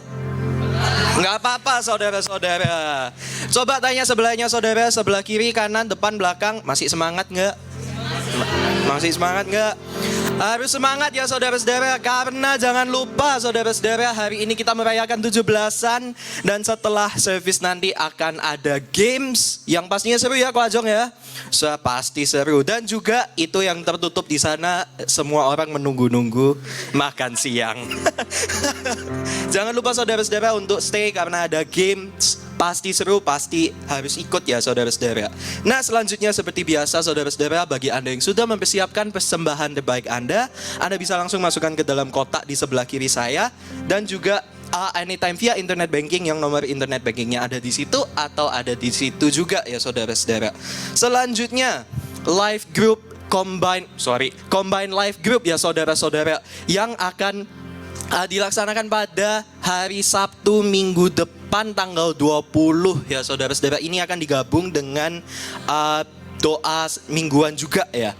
Nah bagi Anda yang tertarik, Anda bisa langsung hubungi Koko Adrian Jong yang pakai batik warna merah di sebelah kanan saya ini ya saudara-saudara. Selanjutnya saudara-saudara, bagi Anda yang sudah daftar dan sudah kemarin join kelas Born Again Teaching Class minggu lalu ya, selanjutnya akan dilanjutkan pada tanggal 21 Agustus 2022 yang lunchnya akan provided juga ya saudara-saudara. Mendadak saya ngeblank. Bagi Anda yang sudah daftar, jangan lupa minggu depan setelah selesai ibadah boleh Anda stay di sini dan kita akan melanjutkan kelas pengajaran episode 2. Selanjutnya, nah yang ditunggu-tunggu seperti biasa saudara-saudara untuk camp ya, church camp yang akan diadakan pada tanggal 1, 2, dan 3 Oktober 2022. Nah, sudah berapa orang yang daftar Fendi? 31. Apakah tempatnya terbatas Fendi? Terbatas. Jadi bagi Anda yang belum daftar, Anda bisa langsung daftar. Biayanya hanya $65. Bagi Anda yang ikut minggu lalu, Anda tahu. Tempatnya ada di Adair Camp and Caravan Park yang ada di Victory Harbor. Jadi jangan lupa saudara-saudara, kalau Anda belum daftar, bisa daftar. Anda bisa langsung kontak ke Fendi yang ada di sebelah kanan saya juga. Selanjutnya saudara-saudara, saya juga ingin mengajak saudara-saudara di sini yang sudah follow Instagram dan Facebook Glow. Siapa? Mantap, tapi saya melihat ada tangan yang belum diangkat. Jadi, saudara-saudara, saya ingin mengajak Anda untuk stay connected dengan Glow Fellowship Center dengan cara follow Instagram di Glow FC Adelaide dan juga Facebook di Glow Fellowship Center Adelaide untuk mendapat informasi terbaru dari Glow Fellowship Center. Sepertinya itu saja announcement-nya. Terima kasih saudara-saudara. Saya sekarang mengajak saudara-saudara untuk menyiapkan hati karena kita akan berdoa. Terima kasih.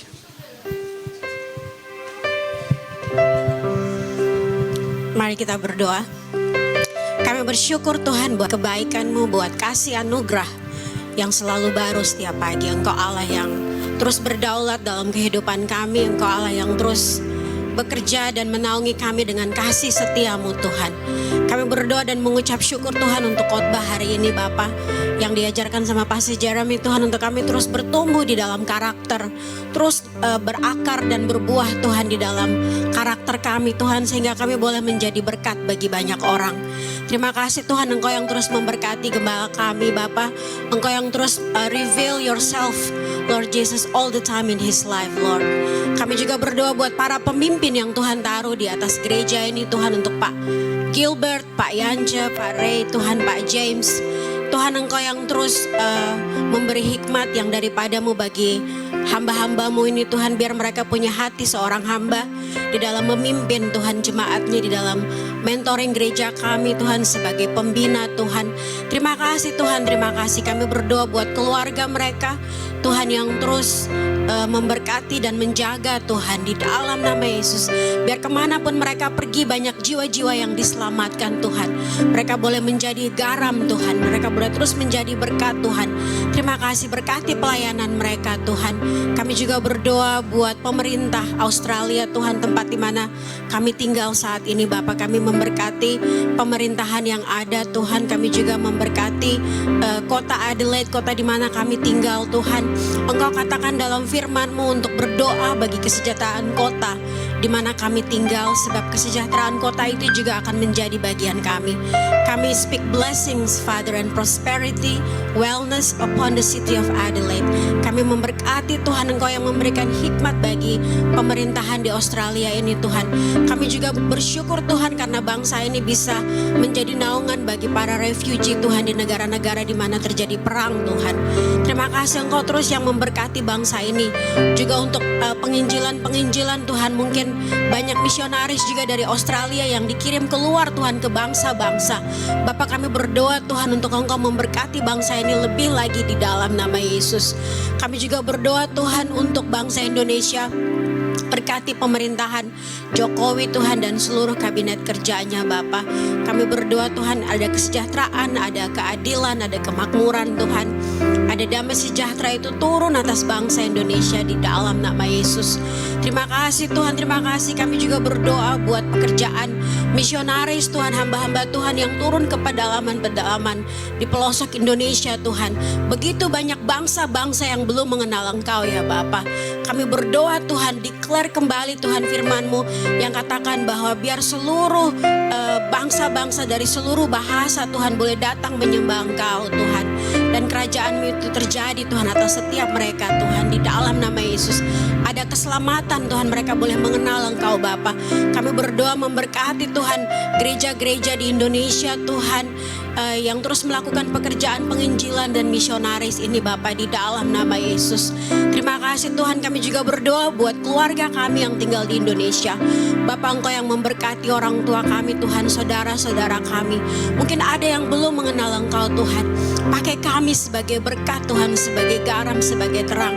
Kami terus berdoa Tuhan untuk mereka diselamatkan Tuhan di dalam nama Yesus. Dan kami gak akan give up Tuhan sampai keselamatan itu terjadi atas kehidupan mereka Tuhan. Terima kasih Bapa. Kami juga berdoa untuk penanganan COVID Tuhan buat bangsa ini dan bangsa Indonesia Tuhan, ataupun bangsa-bangsa lain di seluruh dunia. Terima kasih Tuhan, terima kasih untuk hikmat yang Tuhan berikan bagi para researcher Tuhan, para peneliti Tuhan, untuk dokter-dokter Tuhan, untuk tim medis Tuhan di seluruh bangsa-bangsa yang ada Tuhan. Bapak, kami berdoa Tuhan terus kasih hikmat. Kami tahu Tuhan apapun yang terjadi saat ini Tuhan, di sekitar kami ada dalam kontrol-Mu Tuhan. Engkau Allah yang terus berdaulat Bapak. Terima kasih Bapak. Aku juga berdoa bagi anak-anak Tuhan, terus tidak henti-hentinya berdoa bagi kesejahteraan kota di mana mereka tinggal dan pemerintah di mana mereka tinggal. Sebab kami tahu doa orang benar bila dengan yakin didoakan Tuhan akan penuh dengan kuasa. Dan kami bersyukur Bapak untuk anak-anak Tuhan yang terus menaikkan doa Bapak sebagai dupa yang harum di hadapan-Mu Tuhan. Kami juga berdoa untuk jiwa-jiwa di kota ini Tuhan. Engkau yang bawa jiwa-jiwa dari utara, selatan, timur, barat Tuhan. Kami minta Tuhan Engkau juga kirim penuai Tuhan. Terima kasih Bapak, terima kasih Tuhan, terima kasih untuk banyak jiwa diselamatkan Tuhan untuk masuk ke dalam kerajaan-Mu ya Bapak. Terima kasih Tuhan. Tuhan, kami juga berdoa Tuhan bagi jemaat di tempat ini Bapak, kami boleh punya hati yang semakin intim kepada Engkau Tuhan. Kami boleh terus bertumbuh, berjalan di dalam takut akan Tuhan. Terima kasih Bapak, seperti firman-Mu katakan kami boleh menjadi pohon yang ditanam di tepi aliran air. Apa saja yang kami perbuat itu berhasil Tuhan. Biar kami terus selalu connected dengan Engkau Tuhan sebagai yang utama dalam kehidupan kami. Terus bertahta Tuhan dalam kehidupan kami. Dalam setiap keputusan apapun yang kami ambil, kami boleh selalu mengutamakan Engkau. Kami berdoa buat para jemaat yang students di tempat ini. Tuhan, Engkau yang memberikan mereka the spirit of excellence Lord. Mereka boleh punya hikmat dan kebijaksanaan dalam mengerjakan tugas dan setiap assignment Tuhan, apapun itu. Bapak, tutup bungkus dengan kuasa darah Yesus Tuhan untuk pergaulan mereka Tuhan, di sekolah maupun komunitas di mana Engkau tempatkan mereka Bapak. Mereka boleh menjadi garam dan terang di dalam nama Yesus. Kami juga berdoa bagi jemaat yang bekerja Tuhan. Kami minta permanent appointment Tuhan dalam pekerjaan mereka. Kami minta promosi Tuhan di dalam pekerjaan mereka. Apa yang disentuh dan diperbuat Engkau berkati Tuhan di dalam nama Yesus.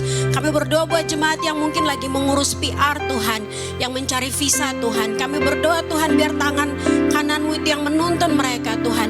Connect them with the right people at the right time, with the right agent, with the right friendship Lord, yang bisa membantu mereka Tuhan untuk mendapatkan informasi-informasi yang tepat. Bapak, dari semuanya ini kami minta, kami mengutamakan Engkau. Kami selalu datang dan consult sama Engkau Tuhan untuk setiap perencanaan kami. Terima kasih Bapak, terima kasih. Kami juga berdoa buat rencana camp di bulan Oktober ini Tuhan. Engkau yang memimpin tim kerja yang ada. Kasih hikmat dan pengetahuan bagi setiap mereka. Kami juga berdoa untuk kesatuan hati Tuhan di antara tim kerja, kesatuan hati untuk semua yang datang hadir nanti. Kami minta ada breakthrough terjadi Bapak di dalam nama Yesus.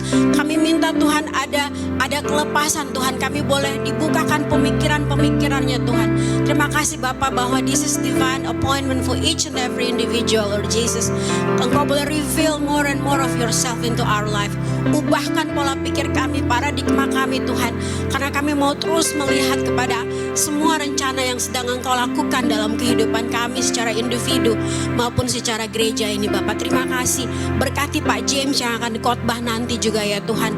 Kami berdoa Engkau taruh isi hati-Mu dalam hati Pak James. Apapun itu Tuhan yang Engkau pikir kami butuhkan pada saat ini, the right word Lord, the right season, the right timing for each and every one of us. Kami bersyukur Tuhan, kami bersyukur. Kuduskan Tuhan setiap kami, tempat yang akan kami pergi Tuhan. Semua persiapan sampai kepada hari H nanti Bapak. Kami bersyukur dan kami mengucap syukur Bapak untuk kebaikan-Mu, untuk tuntunan-Mu Tuhan bagi setiap kami. Di dalam nama Yesus kami berdoa dan mengucap syukur. Thank you Lord. Senang kita semua bangkit berdiri. Mari kita sama-sama menerima pengutusan. Sebelum kita menerima berkat Tuhan, mari kita sama-sama menerima pengutusan. Karena itu jemaat sekalian, jadilah jemaat Tuhan yang penuh dengan sukacita, hidup dalam kasih dan kebenaran. Mari kita sama-sama katakan amin. Jadilah jemaat Tuhan yang tidak saling menghakimi dan menjelekkan orang lain. Jadilah jemaat Tuhan yang diberkati serta mengerti kuasa dan otoritas yang ada dalam dirimu. Jadilah jemaat Tuhan yang dengan senang hati melayani Tuhan. Jadilah jemaat Tuhan yang senang berkorban untuk kemajuan pekerjaan Tuhan. Jadilah jemaat Tuhan yang memiliki hati yang bersih untuk selalu memuji dan menyembah Tuhan. Jadilah jemaat Tuhan yang selalu memiliki kerinduan untuk membawa damai dimanapun Tuhan tempatkan. Mari kita mengangkat tangan kita di hadapan Tuhan dan menerima berkat Tuhan. Tuhan memberkati engkau dan melindungi engkau. Tuhan menyinari engkau dengan wajahnya dan memberi engkau kasih karunia. Tuhan menghadapkan wajahnya kepadamu dan memberi engkau damai sejahtera. Tuhan, terima kasih buat waktu ini. Kami mengucap syukur. Aku berdoa Tuhan biar kemurahan dan kebaikan-Mu menyertai kami kemanapun kami pergi. Dan aku berdoa Tuhan Allah, Engkau yang memberkati kehidupan kami, sehingga apapun yang disentuh tangan kami Tuhan Allah, Engkau buat itu berhasil. Terima kasih Tuhan. Aku berdoa Tuhan biar kasih yang daripada Allah Bapa, anugerah daripada Tuhan Yesus di dalam persekutuannya Roh-Nya yang kudus kiranya tinggal menyertai kami semua di tempat ini dari sekarang sampai selama-lamanya.